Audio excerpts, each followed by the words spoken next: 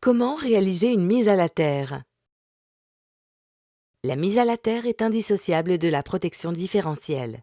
Elle pallie un défaut d'isolation en canalisant la fuite de courant vers la terre.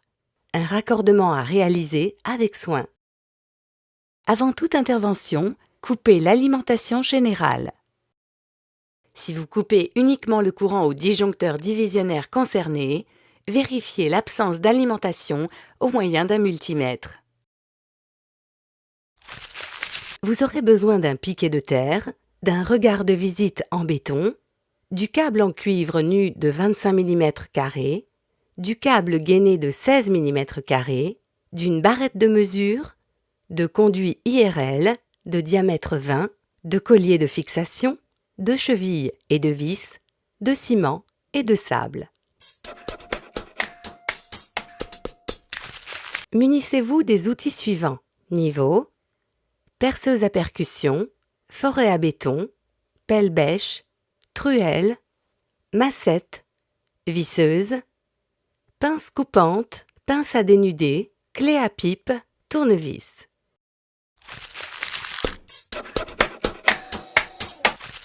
La mise à la terre part d'un piquet en acier galvanisé.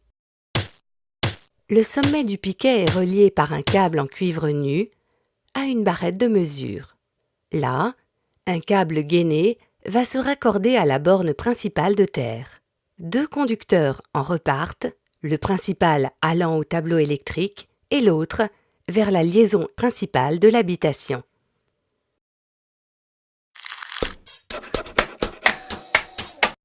Le piquet de terre prend place dans un regard.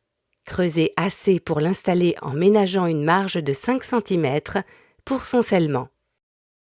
Aidez-vous d'un niveau à bulles pour repérer les points de fixation des conduits rigides. Percez, enfoncez les chevilles, puis vissez les embasses des colliers. Faites passer votre câble en cuivre nu dans son conduit et fixez-le contre le mur. Percez le côté du regard pour faire passer le câble nu et son conduit. Installez le regard dans la fouille et scellez au mortier. Enfoncez un piquet de terre de 2 mètres de long à la massette. Lorsqu'il ne reste plus que 10 cm visibles en fond de regard, passez le câble en cuivre dans la bride de serrage et vissez à fond.